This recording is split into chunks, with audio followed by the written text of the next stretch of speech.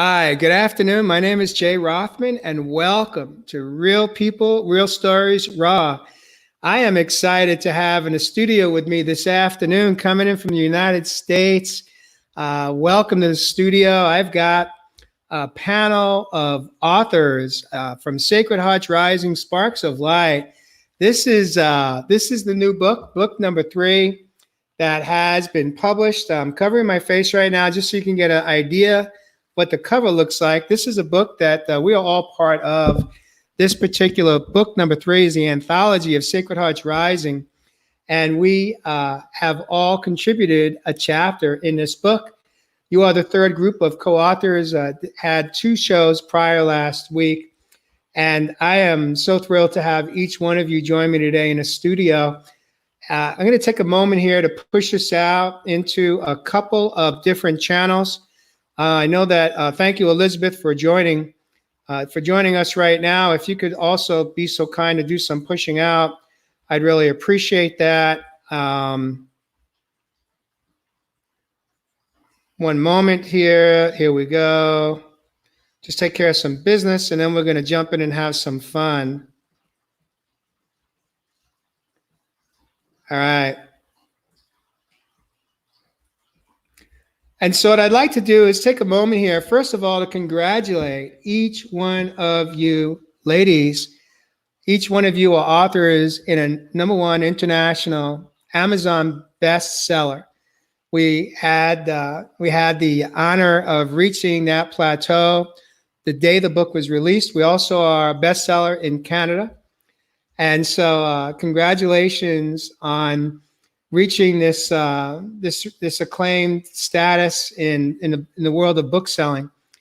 I'd like to open it up, and since we got Darla next to me, invite you, Darla. I'm going to unmute you right now, and just like to welcome you to Real People, Real Stories, and really just jump in and ask you to share with us, what is it about this project that intrigued you, that got you to say, yes, I'm in. I'd like to contribute a chapter, a story as part of my life. What was your motivation for being a part of this project? Well, that's a loaded question, Jay.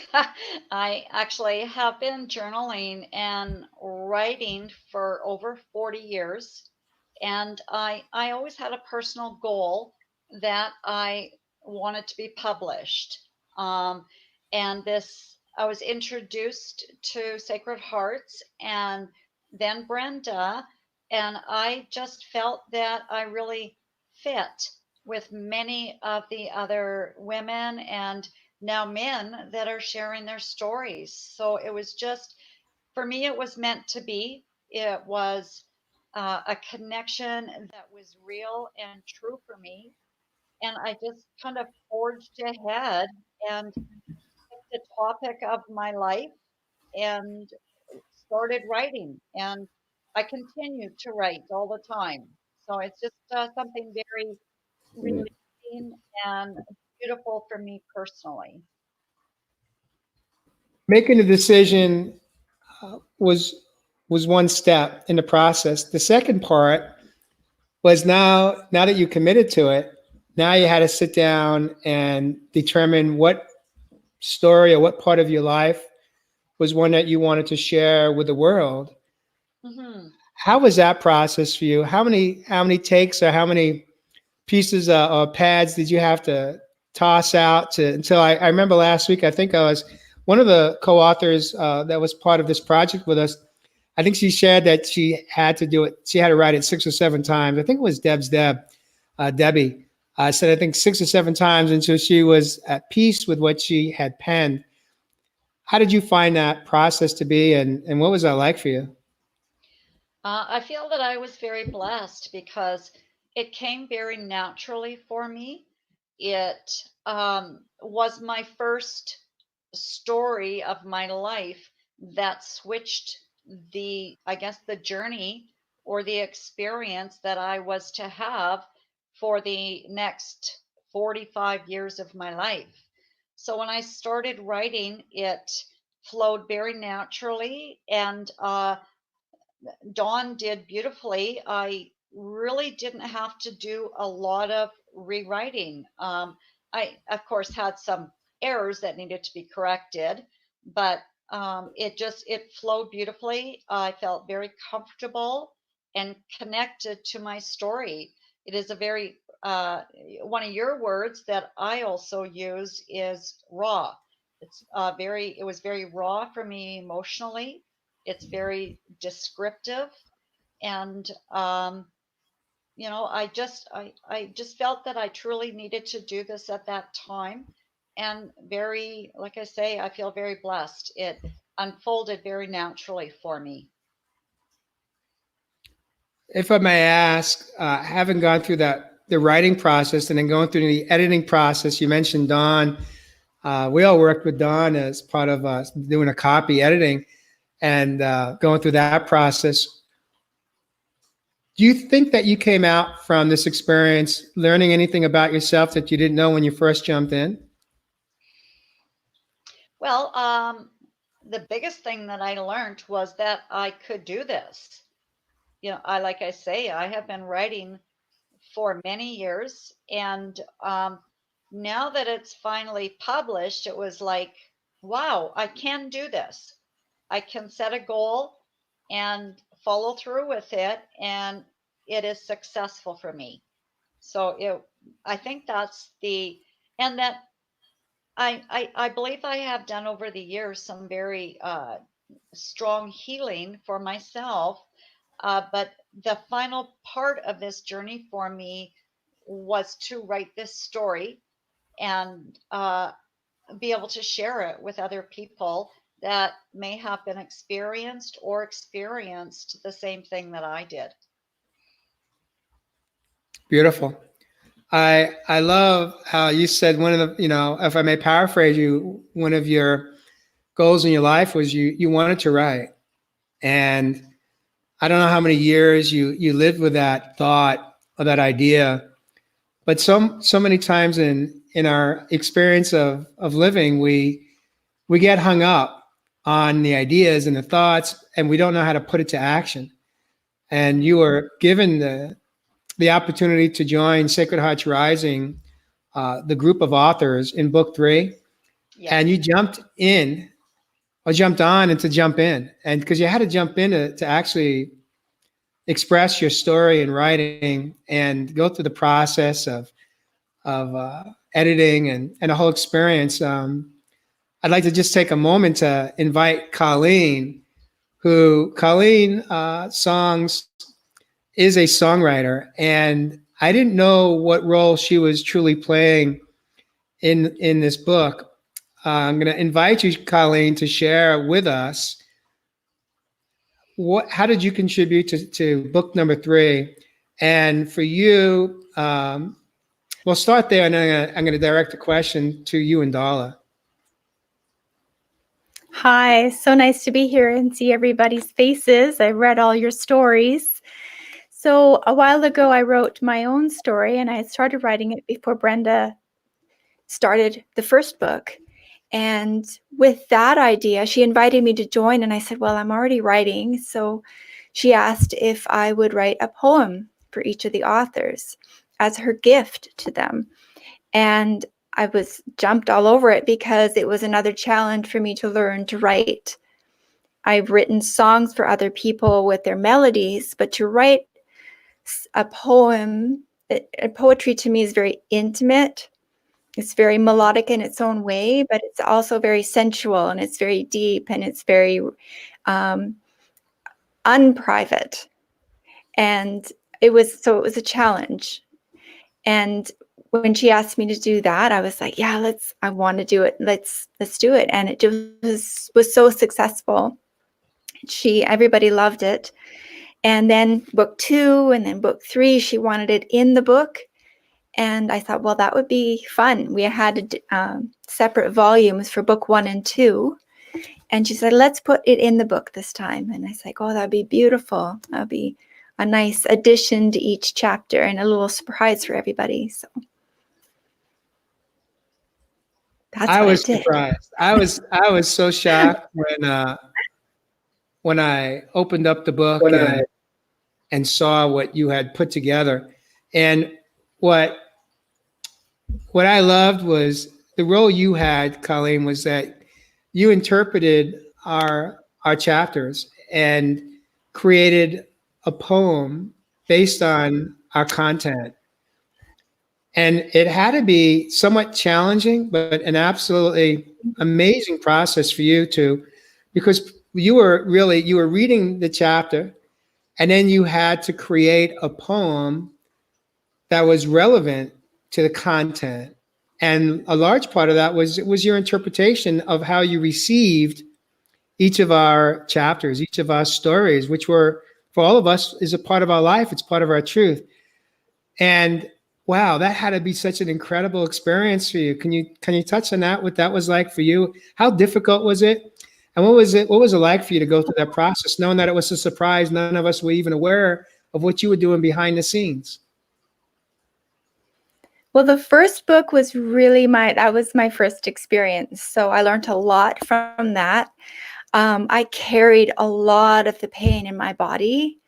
So when I would read a chapter, some of them took 20 minutes because it just was like, I want to do this and I wanted to capture it. And some of it came out as a song, and it took maybe a day, but some of them, and you can ask Brenda, I was late on so many deadlines because I carried it and I didn't learn yet how to not bring it into my body.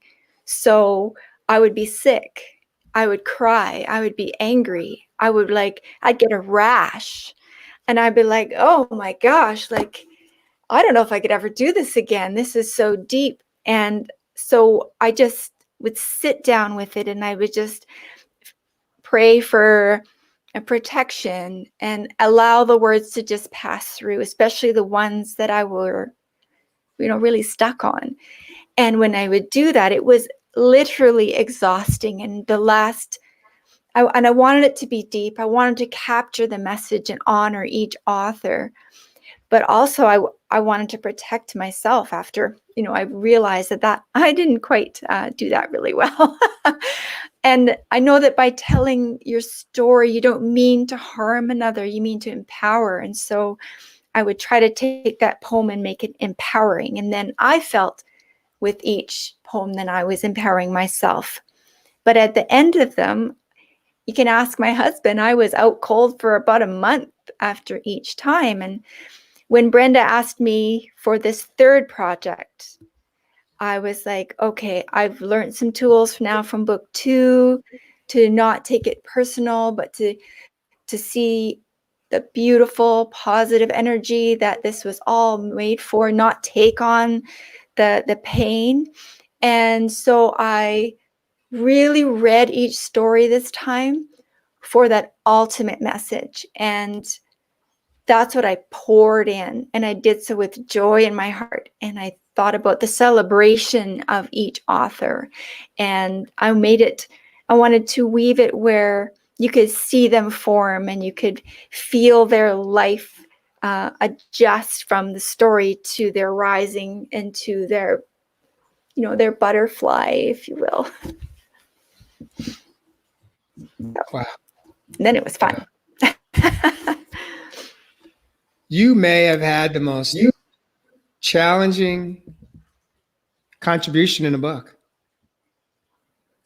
And I can't even imagine what you just described as what the experience that you had. Because these stories are powerful stories. These are not like, and you'd never know by these individuals you see now. I see power people up on those stages and in workshops and in business, groups. And I see these power women. I thought it made me see people as a story. That were layers and layers of stories. And I look at them when they're in their power, and I have to feel their joy in their present. Because I know that somewhere, every single one of us has a power story. And I look at people with such admiration now. It is such a different perspective on the daily, like my neighbor, someone coming new from the country, someone leaving the country, someone just visiting us, someone who's angry, someone who's honking his horn in traffic. I thought, oh, bless you, you have a story. And I cannot be mad at you. Blow them a kiss and say sorry and smile. So thank you guys for this lesson. Darla, when have you read the poem that Colleen penned to your chapter? I have not. It's going to be very honoring. I know that.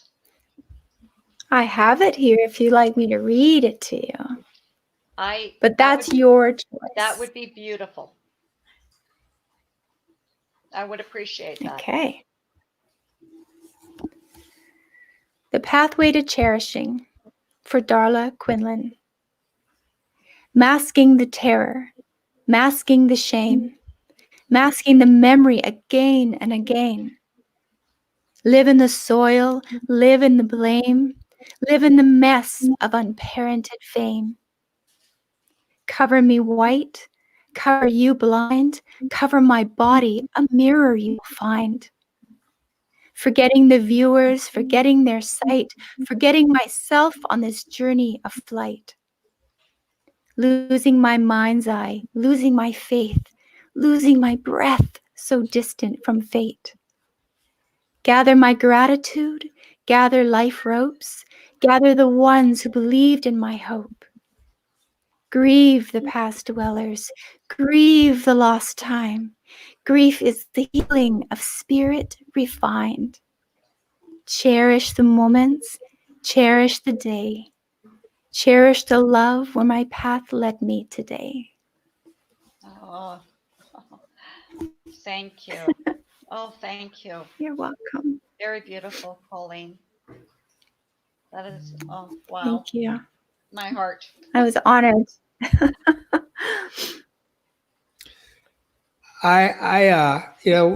a lot of authors that are poets that have actually written books of poetry. I actually had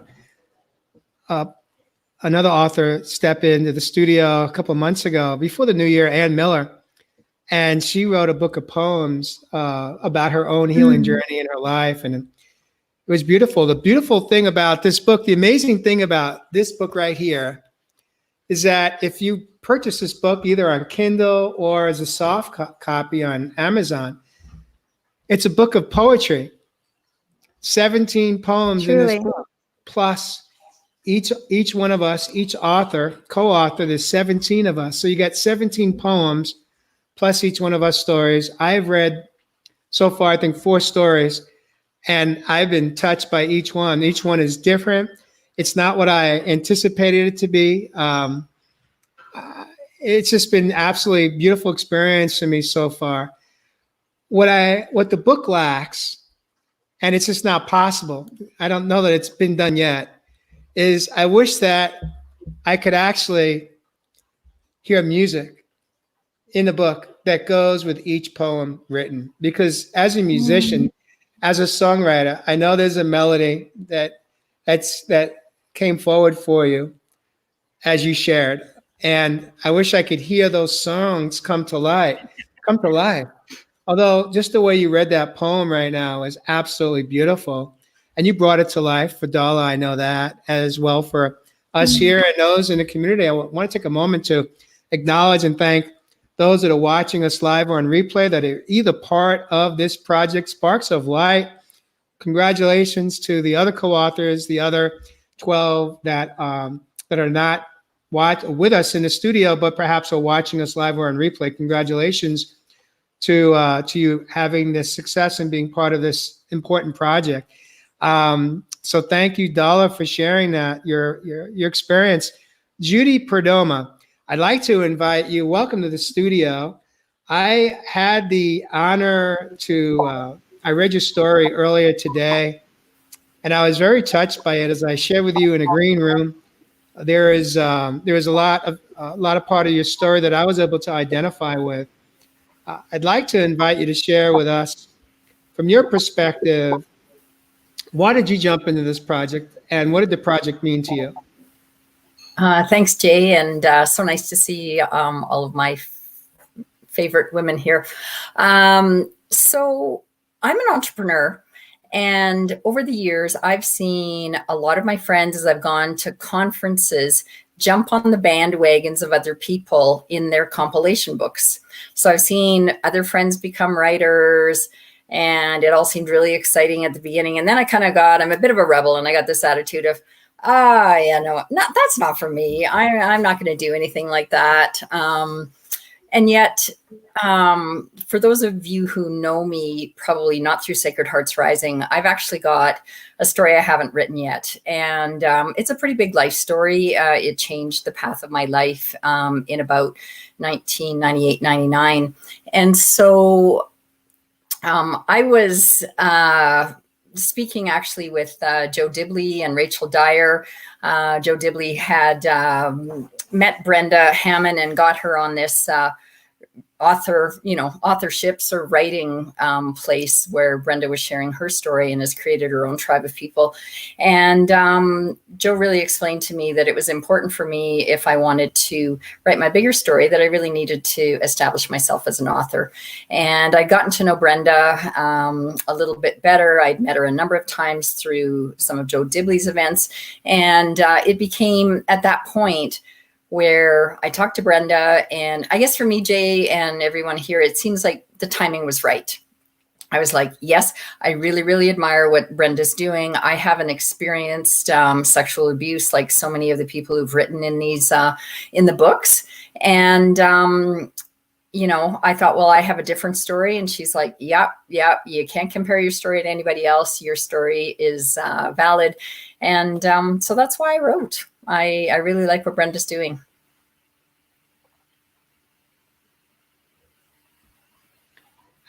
Once you decided to jump in and you were committed and Brenda kind of gave you permission, because as you said, your story was somewhat different. Your experience that you wanted to share was different, but it still is relevant because it is part of your path and your experiences that you've walked down and healed from and continue to work on.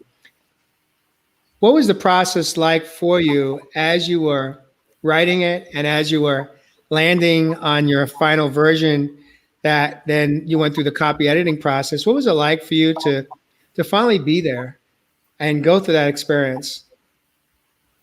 Well, I think sort of, first of all, one of the common themes that we all have in our books is that somewhere along the way, we've lost ourselves. And so anyways, when it came to writing for me, I am somebody who does really, really well when I have a deadline. And so what happened was last summer, I was driving back to my home in Calgary from my cousin's lake lot up north of Edmonton. And I find that two places that I find that really great ideas come to me is often when I'm driving. So, it would be better to have a dictaphone, but I had a notepad beside me. And anyways, I started to write down a bunch of ideas and I wrote them down. I didn't really think about it much. And then all of a sudden I had a deadline and I needed to have my my book copy submitted to Brenda or the editors. I believe it was by like Sunday night or Monday, and it was Saturday. And so I holed myself up in my bedroom. It was a bit of a rainy day in August, and I had water, I had tea, I started writing. And the thing that I didn't understand, which is so cool, is just how much healing came out of the writing. It was, like Darla, like probably most of you, I've written journals, you've done this over the years, and yet to really focus in, and I was worried about how many words I was going to have to get. I just went through the process, and I actually write on my computer now, but I took my little notes from my little scraps of paper from my road trip, and I was looking at all those things, and I don't know, it's like the gods were with me or something, because like Darla said, or Colleen said, when some of the poetry that she wrote, it just came so quickly. All of a sudden there I was. I wrote it and I was like, wow, what an experience. And then, you know, with the editors, well, that's always a give and take, right? No, I want it this way. No, you have to do it this way. No, I want it this way. And I'm not willing to bend on that. And, but yeah, it was so healing. I couldn't believe it. And then to get Colleen's surprise of a poem afterwards. Oh my God. When I started reading it last Tuesday, when the book was launched, it was evening. It was late. I was reading and I was like, oh, look at this gift. It was such a gift. So that's me. What would you say has been the number one takeaway for yourself? What did you learn about yourself that you didn't know when you said, yes, it's possible. I'd like to become an author?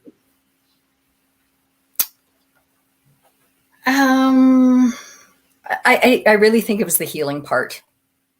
I mean, I think like many of us who have been on healing journeys, you know, we go to psychologists, we have therapists, we have our people, all those kinds of things. And yet the writing and then the understanding that this would be shared with the world, it was that healing piece to, you know, so when you talk about muting and silencing people's voices, yeah, I was there being present and sharing. And so my words are out there. Beautiful. I love that. When I read your chapter today, I could feel that there was some good healing going on. Awesome. Just in the writing. I guess that's what writers want, right? Is for people to feel it came through to me. Hi. I was just kind of wanted to put it out as you were talking, Judy. Yes. Something, and one of the things that when it was finally published, some old tapes started playing, and a huge amount of fear came to me that, especially for my children reading this story, how it's going to, or if it will affect them. So, I mean, that's, I don't know, or did any of you feel the same way? Or is that a me thing? I sure did. Yeah, I did for sure. I don't know. I got one of my sons to buy it. It was 99 cents. I'm like, come on, you got to help us with the numbers. And I don't think that any of the three of them have written it yet. So you feel pretty vulnerable. I mean, it's one thing to share your story with the world, but right, Darla? It's another thing when like your family members, and I got in touch with a couple of girlfriends that I've known since grade 1 and grade 3. And we've recently reunited. And I'm like, will you read my story?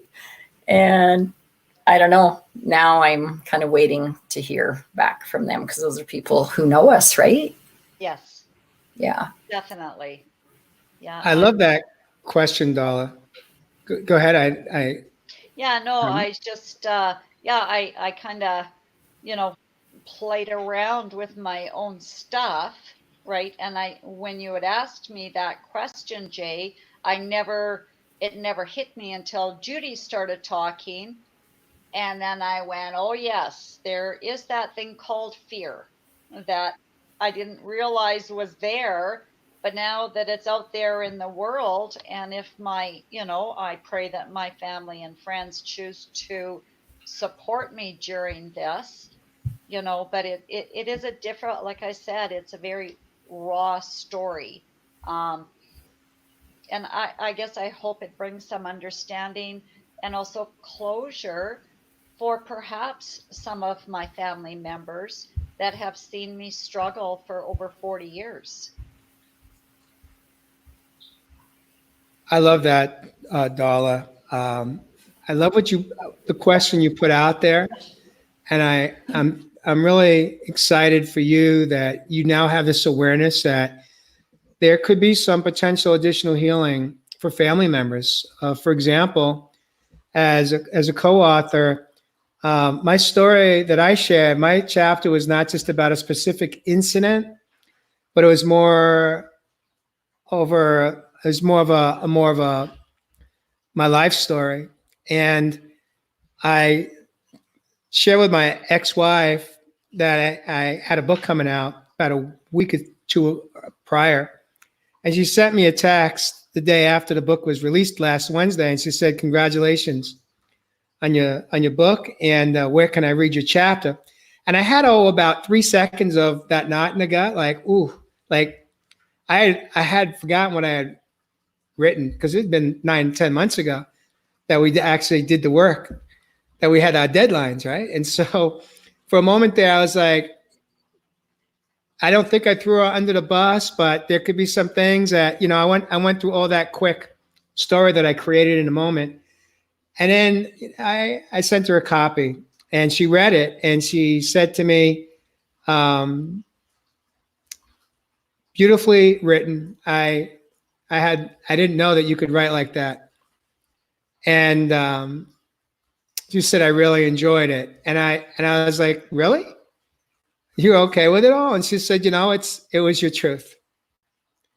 And therein lies, in that moment, for me, and I think for her, there was some new healing that took place, because it really was about our relationship at home, and the marriage and the kids, but more importantly, how I was navigating through my own life and my own internal suffering that I was living in for decades, and how it came out sideways in my life. And it was just beautiful that that she was at peace with it, that she was able to receive it, read it, and be in acceptance. That the chapter wasn't about her, and it truly wasn't about our relationship. It was about me and how I was showing up in my life, in my own relationships. And then the next question she asked me was, well, did you share it with the kids yet? Now, our kids are 26, 27, and 30, and 3 sons, like you, Judy. And I said, no, I hadn't yet. I said, there's not a whole lot of personal things that I typically share with my sons today, because they're going through their own healing journey. And she said, I think you ought to. She said, I think it would be good for them. And I've only shared it with one of my sons yet so far. And he read it, and he came back to me, and all he said was, congratulations. I really like what you wrote. And he said, I'm proud of you, Dad. Now, it didn't hit me then when he said those words, when he wrote those words, but it just hit me now when I repeated those words that he wrote.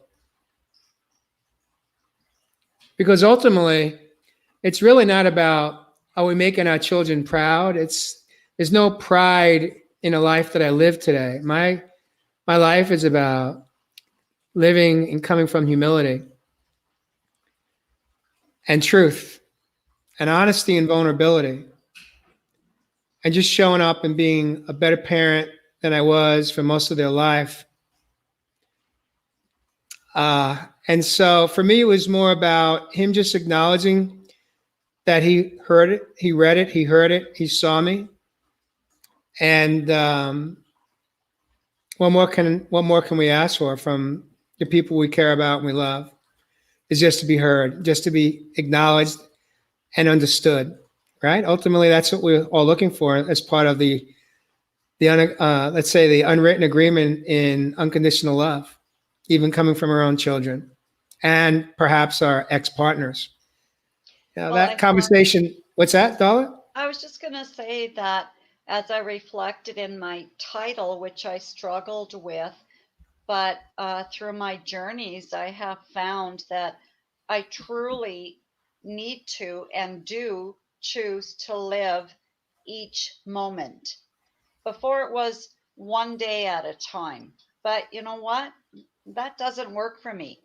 It is truly one moment, because I can do nothing about what I've done in my past, whether it be with friends or children's or partners or anything like that. I can just hope that I have learned and healed and been able to now show up as who I am today, and be a good parent, a good partner, a good friend. And, back to the being in the moment. And you know what? I don't know what's going to happen in 20 minutes from now. I may get a devastating phone call, or I'm going to get a phone call that is going to I'm just going to beam, right? And I can't predict anything. So I choose not to anymore. I just choose to be here in the present. And I think that reflects to a lot of what you were saying, Jay. Beautiful. Thank you for sharing that, Darla. You're Judy, welcome. I'd like to ask you, um, how do you feel about perhaps maybe Colleen sharing the poem that she wrote for you? I'm completely good with that, if she'd like to do it.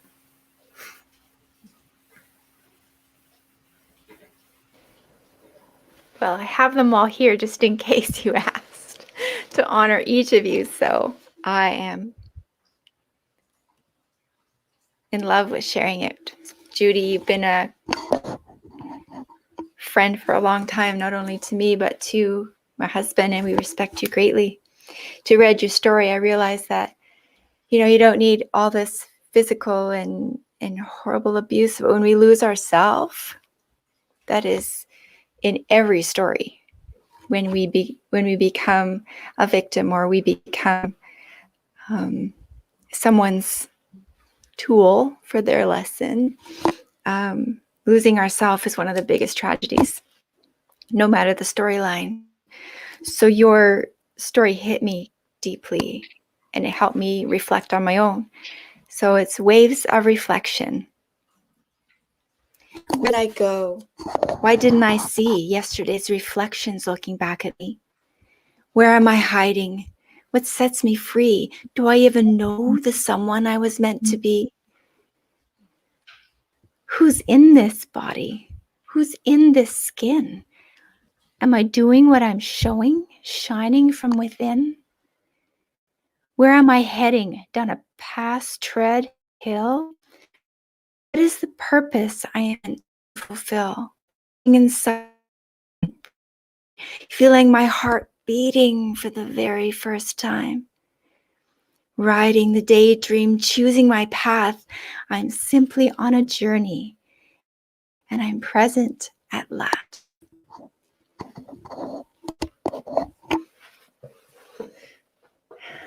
That It's lovely. We revealed all of us. It is so lovely, because things that I didn't talk about in my chapter, she's captured in the last few lines of the poem about being present, meditating, living in the moment. I've lived so much in the future, in the past. And yes, so when Darla talked about moment by moment, absolutely, I hear you. I mean, there's things that we have to do as parents and in our careers and so on that are future oriented. And yet I'm working so hard to focus on what's in the here and now. And Colleen captured that as well. So thank you. It was, I tell you, still one of the best things. Every time I flip through the book and the stories are getting heavy, I'll go to that poem and I'm like, oh, so nice. Oh, that makes me feel so good. And I've known you all this time, and you've told me these words. So they were easy to write in your honor. You. Absolutely. Thank you.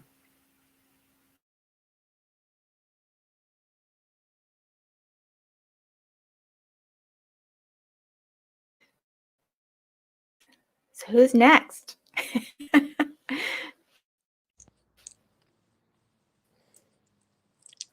I'm for some reason not getting any sound. All of a sudden, I don't know if you guys can hear me. I can hear nothing. think I'm gonna have to go. Oh. Jay is muted.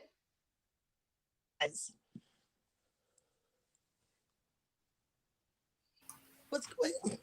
Can you hear us Jay, now? realize that we can't I hear you, Bonnie. There I we hear go. you. I swear, if anything can go wrong, it happens with me every time. We were all muted. I don't know why I can't hear you. Connie, can you hear me now? Yes, I can. All right. Well, welcome back. Thank you. How has it been for you sitting here patiently waiting for this opportunity to deep dive into your story, listening to the conversation? How has it been for you?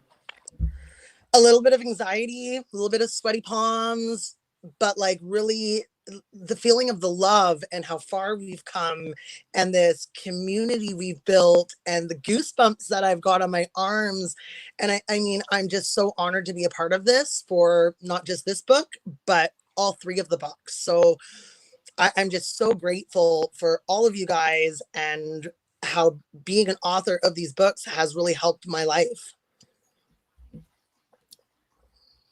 Tell us more. How has it helped your life? Give us an example. So I'm all about ditching the shame, and it has been, this May will be 3 years that I've started this journey, and I met Brenda and I've become an author, and I've lived my whole life in shame and feeling that I was put on this earth to deal with the stuff I've dealt with, and it's made me a strong person, which makes me a badass, but that I had to deal with it. And Brenda kind of helped me like an onion layer, like piece by piece, breaking that off, that I now don't have to live in that shame. And every time I write a chapter, I give someone their shame back and I become a more powerful person. And I help other people also realize the same, that, you know, what happened to us was not our fault. And we do not have to carry that burden with us, that shame that makes us feel bad, wrong, dirty, whatever it is that we feel from this. And I mean, it's amazing. Like, I am also like Judy. I write my stories probably about 10 hours before deadline. I do not want to do it. I do not want to face it. And then I get an email saying it's due and I will spit it all out. And it's like this great release. And then the shame's gone. Was it the same way for you when you were let's say back in university or back in school? Did you wait to the deadline to get it done, or you more? I do that with everything. I'm the biggest procrastinator ever. I like to do everything in chaos. I like to do everything stressful. And I'm still like that. But I always feel such a release once I've done it. I'm like, why did I wait so long? Why do you think you wait so long? Because I mean, I still, as much as I teach people to live like without these limiting beliefs and to face everything, it's still a journey. Like, I have come such a long way. I'm going to learn until the day I die. I am still going to have days where I look in a mirror and I'm right back to where I used to be. You know, we have those moments. And so sometimes I'm literally that little girl again, or, you know, I let anxiety take over. And then I have to remind myself that I can do this. You know, it's these cycles. And even though I'm not in the cycle anymore, it's really easy to get back into it, but it's just quicker to get out of it now. Beautiful. Beautiful. I'd like to ask you, when you decided to say, yes, I'm in for book number 3, what was that experience like for you? You just described that you waited to the 11th hour to pen it, but what was it like for you to actually to pen it, to complete it, to go through the process? I didn't think I was going to write in book 3. Book 1 was about my sexual abuse. Book 2 was about my domestic violence story. I really didn't think I had another story. You know, at least I've got a lot of stories, but not one that I thought needed to be in a book. And I was on the stage at the summit last year speaking, and something came over me. And it was like my brother who passed away was there with me. And he's like, but what about my story? And I'm like, you know what? Sign me up. And so that's what I did. I signed up for book 3. as to kind of complete the circle, that his story mattered too. And I was the only person that could bring his story to light, which had a lot to do with my story as well. Beautiful. What's the title of your chapter? I don't know. Oh, I can tell you. I'll tell you. Thank you, Judy. Her and I really want to share something. Her chapter is called My Eddie. There you go, my brother. Yeah, and so there's a sentence in Bonnie's chapter, if you don't mind me sharing it, that just hit me. This is it. It says, I realized how fake I'd been my whole life, pretending to be a happy family, letting my parents' behaviors go unnoticed, and allowing myself to wither away for the survival of a so-called family. And that piece to me was so powerful. Oh my God. I got the truth bumps on my arms, and it's like, we're losing ourselves for what? To keep up pretenses. And Bonnie, I have to tell you, I read that, and I was like, oh man, you put into words what I've not been able to put into words. Thank you. Thank you. Amazing. And so the thing about the 3 books, what I love is that I got to know Bonnie a little bit in book 1, and then in book 2 there was another layer, and now in book 3 I read the story. I was like, oh my gosh, and I don't know. Everybody, you got to read it. You just got to read it. Thank you. It was a great experience. And I mean, I met you last year, and my son loves you. You guys are amazing. It's so much fun. But I can't explain how much and how important it is that if you have an opportunity to write your story, to do it, because it will change someone's life. It really will. And it's this giving effect that when you change someone else's life, they're able to change someone else's life. And it just keeps giving. It's amazing. So for those of you that may have just jumped in, we are talking about a book that was just released last week. It's called Sacred Hearts Rising, Sparks of Light. And today I've got a panel of co-authors. Each one of these amazing ladies have in fact penned a chapter in the book. There's 17 of us. I am included in that.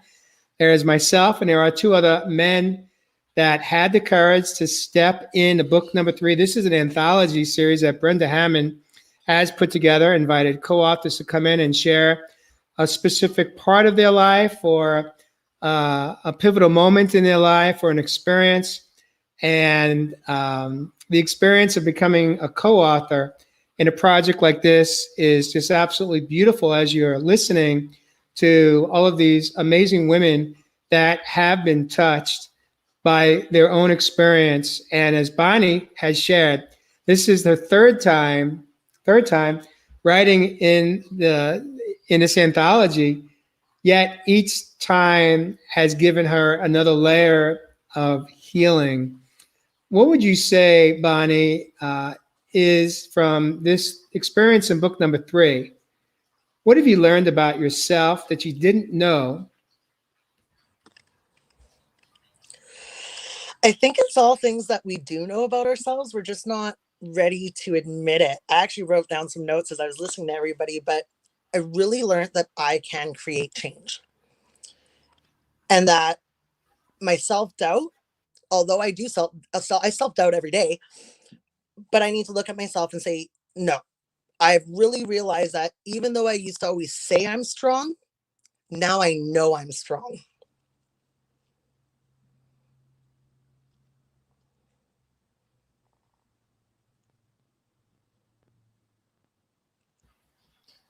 Tell me more. What does that mean for you? Well, I've had a life of abuse. And so I used to think that because of the people that hurt me, I used to look at where they came from and almost make it okay, like because they knew no better. And so I really grew up everybody knew my story. So I was strong. Bonnie, you're so strong. And that made me feel powerful, but I didn't believe that I was strong. So until I wrote these stories and had people message me or come up to me and really tell me their stories and how I help them, that's when I really realized that my voice matters, that I make a difference, and that I am strong. Not that I'm pretending to be strong, I actually am. And I actually wrote down another little note. Jay, you said that your son said, I'm proud of you. And my daughter did the same thing for me. And of course, because of the cycles, you know, I put my kids through their own trauma, that they have their own stories because of what I put them through. And for my daughter to say, I'm proud of you, it's like that in itself is winning. If I could take anything away from that, it's that right there, because from my healing, I'm teaching my children that they also can heal from what they've lived through. I got goosebumps. If I may paraphrase what I just heard you say, is that you're teaching your children that they matter. Because what you've learned through your writing and becoming an author, not once, not twice, but now 3 times, international best-selling author, this has empowered you. And this process has exposed your truth, which is that you matter. Yep. We all matter.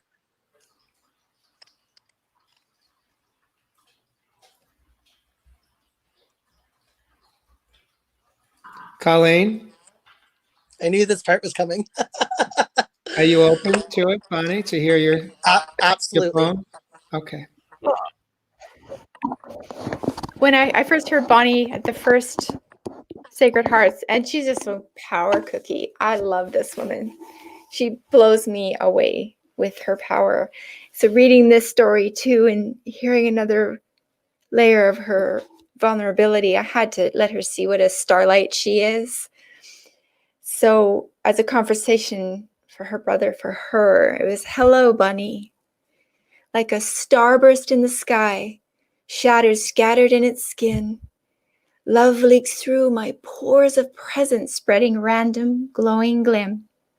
I'm here, I laugh, in living pleasure, held by cage's epiderm.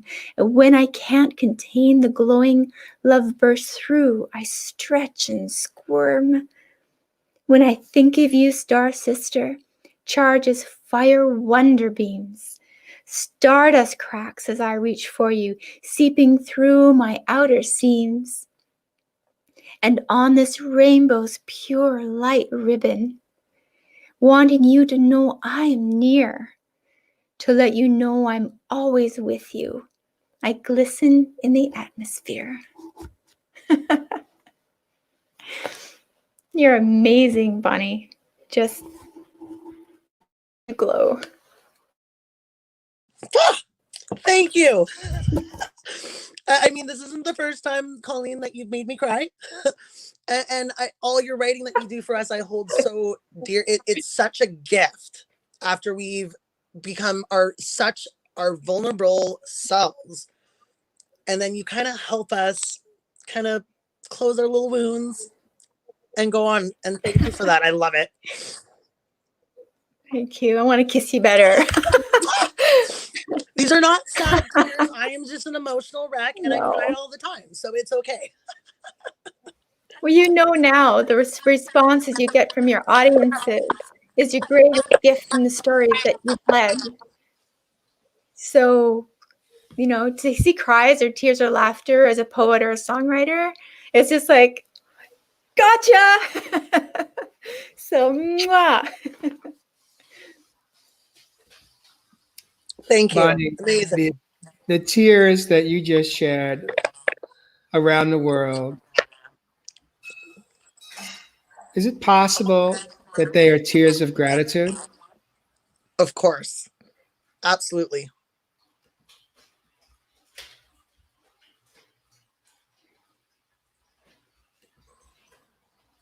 Because I'm feeling it.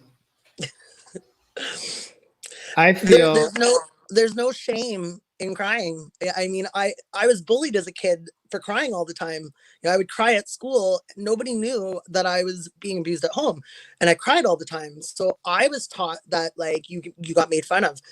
And now I cry probably almost every day. And I post pictures of me crying. You know, there's no shame in being your 100% authentic and vulnerable self. We need more of that. There, my friend, is freedom. Sure is.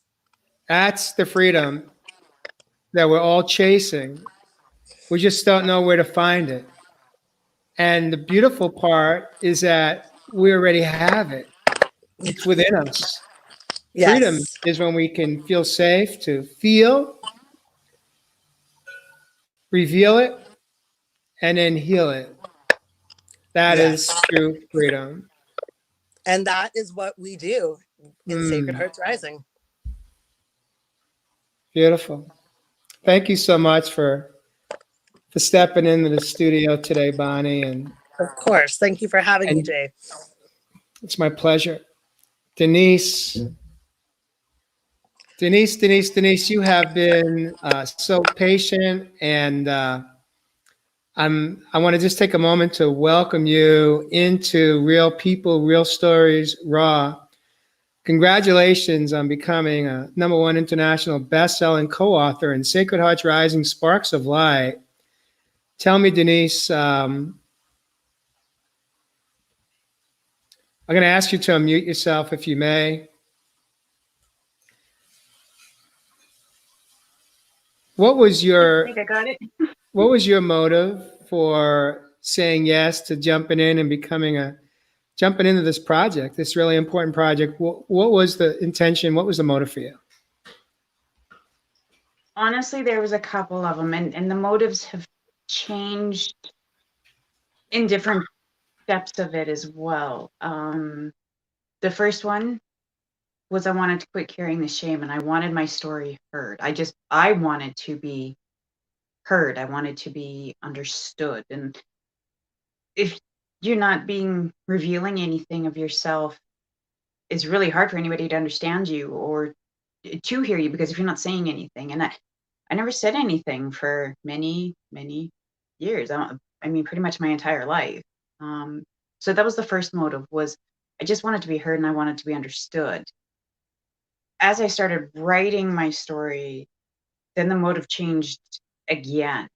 Then the motive was taking a really hard inner look at myself as to where I was and where I had, where I'd gotten to, and kind of really looking at that entire path, which then also it changed my motive even more, because then I realized how far I had come.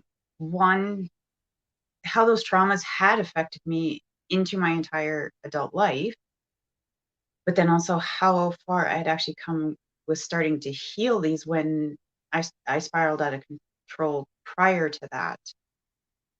And then I really needed the story to get out there and read, so that, yes, people could hear me. They could understand me. I got a better understanding of myself, but that then I can also show others that there is hope out there. We never stop. It doesn't matter how bad our story is or any of this kind of stuff. It doesn't matter. Everybody's story is different. We all go through different traumas. Realistically, I think, honestly, if somebody ever told me that, they didn't have a traumatic, some sort of traumatic experience in their life, I'd call their bluff on them, because it's not possible. We all have these traumas, but the thing is, we hide them from everybody so that nobody can understand us, hear us, support us, be around us. We don't really connect. We can't connect with people if we don't start talking and opening up. We need to be vulnerable, because being vulnerable is actually showing our biggest strength. That's where our true strength actually is in our vulnerability, to say, this is what I experienced. This is, maybe the path I went down to start with. This is how it affected me, but this is where I got myself to afterwards. And honestly, this entire process, and even the last week since when the book came out, that was a really rough day when I realized that there's literally people around the world, you know, laying in bed, sitting on their couch, sitting on the toilet, reading my story. Like, this was horrifying to me. This is no longer something that I've got any control over. It is out there for the world to see, to judge, to heal with, to inspire. I have no control over it anymore. It's just out there.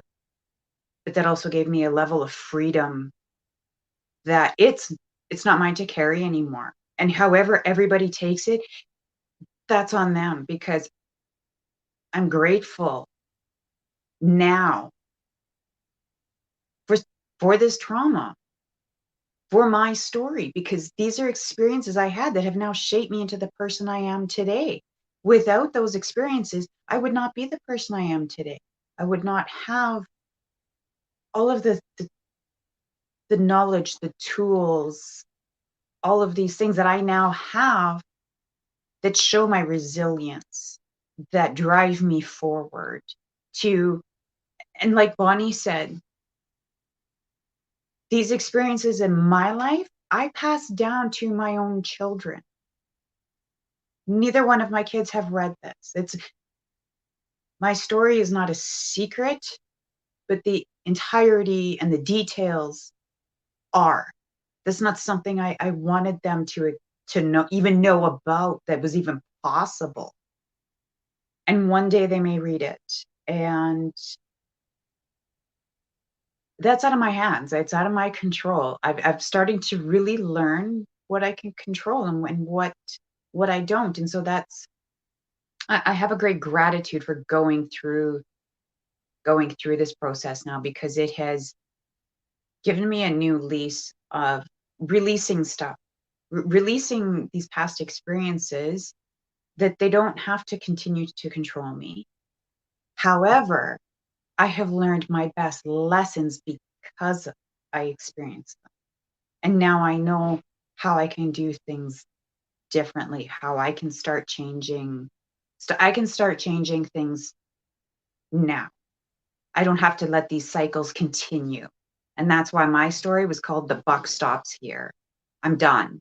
I'm not hiding anymore. I am who I am. Like me, love me, hate me, it doesn't matter anymore. This is my story, and this is what makes me me. And those cycles are going to stop, because we need to create conversations of our stories. Everybody needs to tell their story so we can create connection and actually build relationships. Because when we're hiding things, when we're hiding them, we cannot build connection. All we're doing is building walls. And so I need to get these stories out there. I need to tell my story, and I'm not going to be afraid of it anymore. All of these pieces are me. And that is the most freeing feeling that I have ever experienced in my entire life, that I can remember.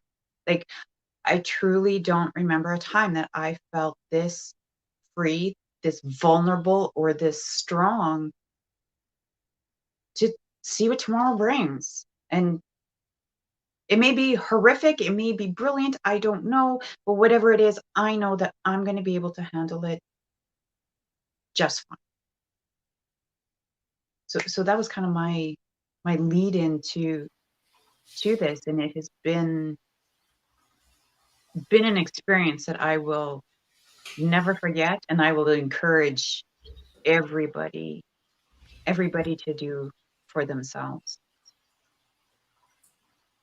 Wow.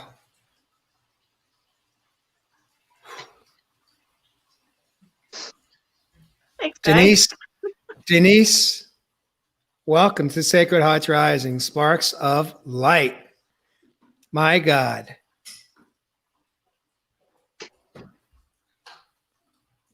That's amazing. I can't even break down which part is, because it's all what you just shared here is just incredible. The new awarenesses that you have, the experience of having the courage to put your truth out there, bringing you a little bit of anxiety in the moment that a book was released. A I ton. know I that. deal with anxiety and PTSD. This was a traumatic experience in itself, but a freeing one at the same time, and very eye-opening. Very eye-opening. It's beautiful, and I appreciate you so much for sharing what this experience has been like for you, knowing that you don't really know how it's going to impact others, including your own children, when they are ready to read it, and or when you're ready to share it with them. But the important thing is that you don't have to have those answers today. The most important answer that you have is the experience that you went through, which is coming home to yourself, and perhaps maybe one of the first times in your life, having a physical experience of what true freedom can feel like and be like for you. I'd like to ask you, from your perspective, just with what you just shared, in this moment, what does it bring forward to you right here, right now? Complete anxiety. Complete anxiety. My heart is beating out of my chest. I mean, the world is potentially now watching an interview. I totally do not ever do these kind of things. So it's complete anxiety. However, it is also this chance to prove to myself that I matter. I mean, like Bonnie said, I mean, we all matter, and I do matter. And I spent so much of my life making everything else matter. I forgot about myself, which in reality is actually where I have, I don't like to use the word failed, but that's really the only word I can think of, is that those are my stumbling blocks, and where I would have hurt other people was because I couldn't show them, especially my children, and, I couldn't, how do you inspire somebody when you were living your life out of fear, out of anxiety, PTSD? You're always afraid of, the next trigger, all of these, all of these things. To go back and realize that the very act of not loving myself and not thinking that I mattered was the exact thing that is causing trauma and all of these types of experiences for my own family, friends, and people who love me. That these are actions on my part that I need to take responsibility for. My traumas in my childhood were not my responsibility. They were not my fault. But my healing is my responsibility. And by healing and wanting to make amends for what I have, what I have done, because of my own experiences, I can say I'm sorry all I want. I can even do a couple little things to, try to make up for it. But really, when it boils down to it, it has changed behaviors. And that is all I'm concentrating on right now, is completely loving myself 100%, standing up for myself, and, re- basically reparenting myself in the way that, I should have had all along, giving myself the support I should have had all the way along, all the things that, I felt like maybe I missed out on, or, all of these things I can do for myself, and I can do that now. And that's then giving everybody else and showing others that, you can do this too. We can go through some of the most horrific experiences in life, and yeah, we can still come out the other side being happy, content, strong, all of these things. And that's that's what I'm really taking away from this now is I matter. And because I matter, I want the people in my life to know that they matter enough that I'm going to change the way I do things so that I'm not continuing those cycles. That I can, we can all do this one at a time and with support. And by telling our stories, we can connect with people, which means we can support them. We don't know their story. It makes it really difficult to support each other. And that, I guess another part of this too is since the book came out and the connections I've made with all these other authors, you know, bad day, good day. Oh my God, I can't believe I did this. Getting in touch with everybody, and I'm creating new connections all again. And it's amazing because we don't judge each other. We all have stories. We're all coming into this completely vulnerable and wanting that connection. We all want connection, but we're doing it with our vulnerabilities, with our stories, what makes us real, what makes us who we are now. And that's the part I absolutely love. And I want to continue to grow that and challenge myself to continue to do more. I don't know if I can write another chapter, but I know that I've got a whole book or a series of books kind of sitting there waiting on the sidelines for whenever I find time or the desire to sit down and start writing again. Thank you, Denise. I'm going to invite you to take a nice deep breath. Yes, Denise, I'm talking to you. Thank you. Take a nice deep breath. You've earned it, and I'm so grateful that you had the courage to step out of your discomfort so you could step into the show today, into this panel of co-authors of Sacred Hearts Rising, Sparks of Light. Because today you are making a difference. Today you made a difference. You've touched at least one person's life. And I know that's true because you've touched my life. And I want to thank you for that. Are you open to have Colleen share a poem that she wrote for you? Yes, I definitely would, because I want to hear it in her voice. I read it, and I know that I'm still filtering it through my story, and I would really like to hear it from Colleen, filtering it through her vision on the other side of reading it. Beautiful. Before we go there, Colleen, I would just like to acknowledge I've been putting some comments up on our feed, and I don't want to cover faces for too long, but I want to acknowledge Evis Heath is a friend of mine. He's a co-host on Real Men, Real Talk Raw, coming out of Down Under in Australia. And he's been with us today for this show, and I just want to acknowledge him and thank him for coming in from overseas. We do have an international reach. We are an international book. We are available on Amazon booksellers. Evis says, we have been stuck in the prison of our own mind. As the heart opens, we now have the chance to express our voice, the bridge between the mind and heart. Beautiful stories, ladies. Thank you for sharing. And with that, I'm going to turn it over to you, Colleen, to share through your own words and your own emotions a poem that you wrote after you interpreted and read Denise's chapter in the book. Denise, you sit there so calm. I would never guess your heart was racing. You were so elegant. When I read your story, I met a tiny little co-star in your chapter that always freaked me out. So I had to turn that into the beautiful, elegant person that I hear in you right now. Spinning spiders. We are like spinning spiders, spinning webs with hopes, desires. Light reflecting, sun-kissed dew they catch.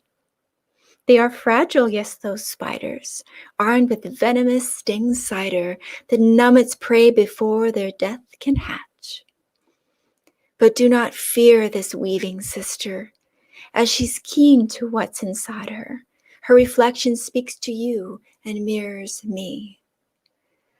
She reminds us of our magic, a pleasured palate where the life we choose to feast can come to be.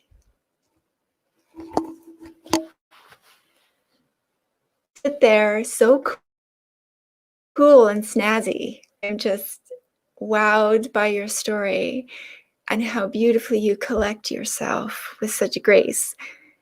I honestly could never tell your heart was racing. And to let you know that when we release our story, we let the chains go. We release the unknown little imprints we leave our children. We literally unlock those chains. And they become aware themselves of all the layers. And they see you visible as a human, as a mom, as a woman. And you empower them. We empower our children by being honest and real, because it explains all the crap they couldn't quite decipher by the crap we did to them. Honestly, that's my That's kids' the words. truth. So, you know, they're just like, oh, that's why mom did that. That's why dad did that. Well, that makes sense now. Which is So we are not which I hurting. have to add is very true, because these cycles are generational, and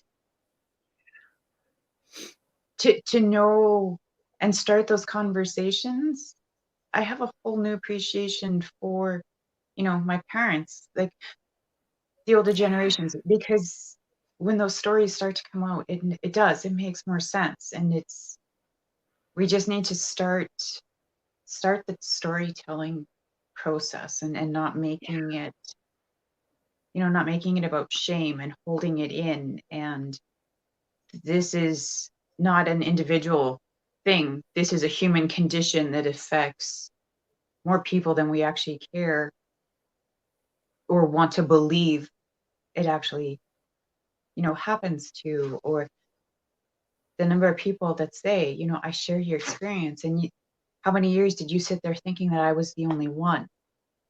But you never know until somebody starts talking about each and every different type of experience of life. Exactly. And you give them the freedom of permission to do it when they're 8 instead of 40, 50. Or, you're giving them permission to see that they can do this too. Hey, mom, like, I'm hurting over this. Or we can tell them, oh, hang on to it till you're 40 and be a miserable person all the rest of your life. You're giving them a permission to get it out of their body now, that it's okay, that, you're going to survive this. And you've opened this huge, big conversation from these little souls who chose us. So enjoy that reveal of your vulnerable self, because you've simply made your soul visible for them to become visible themselves. Thank you for teaching me to relieve fear of a tiny little thing. I now see it in a whole new light because of you. So do I, for sharing that with me. That turns around things for me. It puts a new spin on it, and I'm sorry about the really bad pun on that one. But yeah, I think it does. I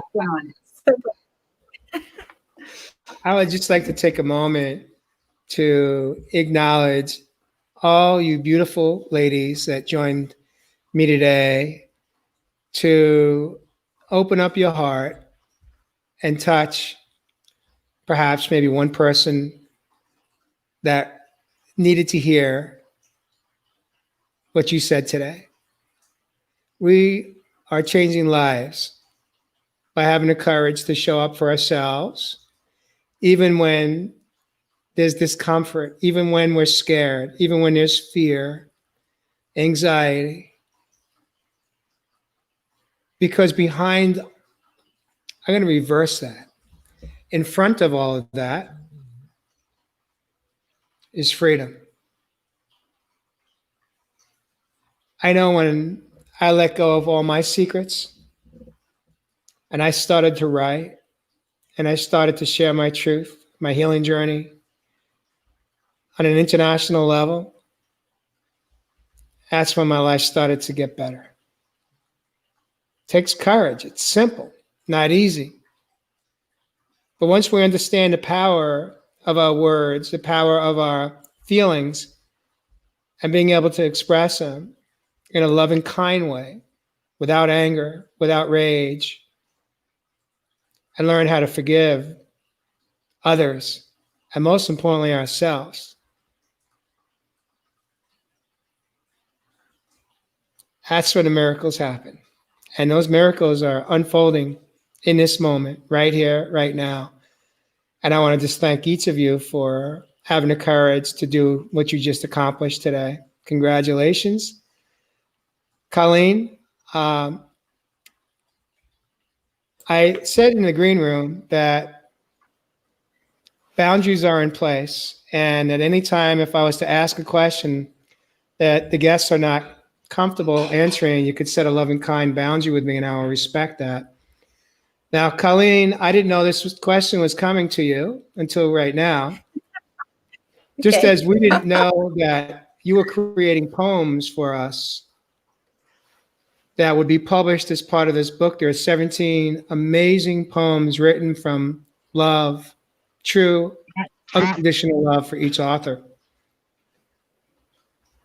What I'd like to do, and you could set a boundary if you're not comfortable, that's okay, and I'll respect that. But are you willing to perhaps, I know you're a songwriter, but you're also a musician.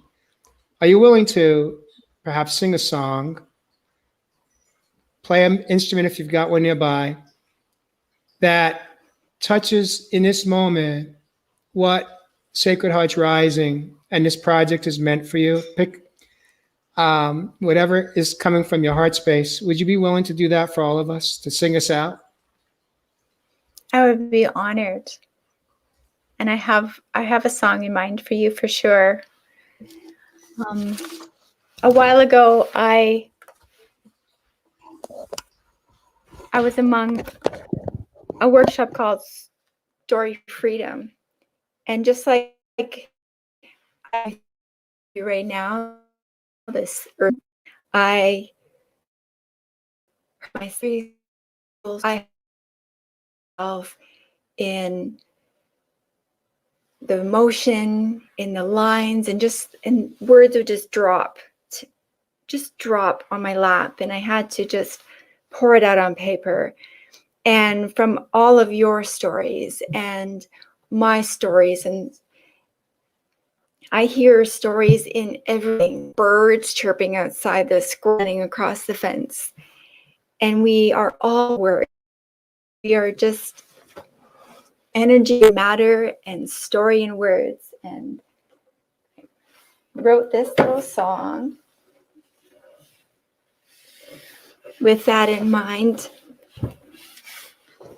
Just got to get comfortable. I'm short, so my feet don't touch the ground. So it's called Words, and I'd be honored to sing it for you. Can you hear it okay? She wears edges of a storyteller.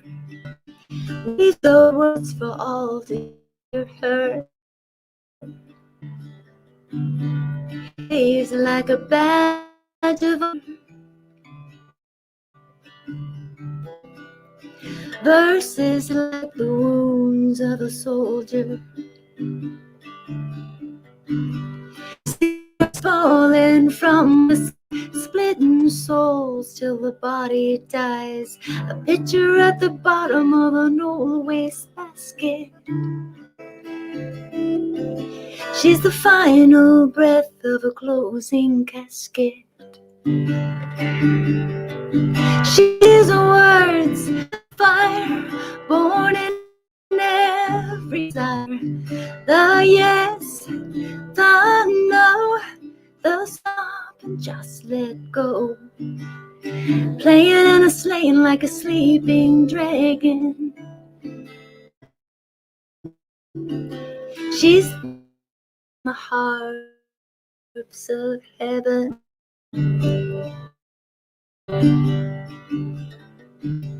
She wears her beauty like a cameo, an image of a jewel wrapped around her throat. Silver threads among the gold, secrets hidden in the lies retold. She's the pedal to the metal with the top torn down, a wild pony who's to the ground, the lock-in door of a mind insane. She's the whisper of a lover with an unknown name. She's the words like fire, born in every desire. The yes, the no, the stop and just let go. Dust on her boots and the flowers in her hair. She's now and forever, she's everywhere. Playing and a slaying like a sleeping dragon. She's thunder in the heart of heaven. She's words. She's words. She's words. She's words.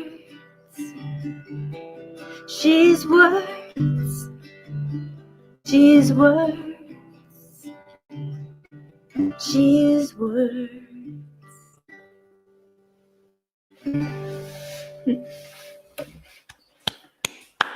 Thank you. Colleen, now for those that are watching live or on replay in the community, this was not planned. This was not staged. None of this conversation was, as a matter of fact. It's such an honor and privilege to be here with each of you that have amazing courage to do what you've done. And may you continue to be blessed with the gifts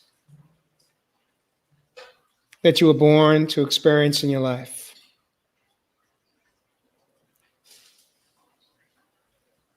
Colleen, I'd like to ask, from your perspective, how are you feeling right now? I'm feeling honored, truly. And a lot of people say, oh, I'm honored. I truly am, to be able to have the gift of interpreting your stories from the viewpoint of a reader into something as lyrical and as intimate and impactful for you. It's a true gift for me as a writer. You gave me so many gifts, and I am so grateful. So grateful, every one of you. Thank you, Colleen, for having the courage to pick up your guitar. I didn't even know if you had one in the same room or not. Didn't know where the nearest instrument was. I keep I figured if She's nothing with me else, all the time. you would just sing. But thank you so much for saying yes to that. For those of you that are watching us today, if you're ready to step in and do some healthy healing for yourself, perhaps for loved ones in your family, start by just opening up a journal. If you don't like to write, you don't like your penmanship, that's okay. I don't write that way. I use a note app in my phone, but that's where a large part of my own personal healing journey began, along the shorelines of Huntington Beach, California. where I finally had the courage one day to pull my beach cruiser over to the side of the path and just open up my phone and just start writing what I was feeling.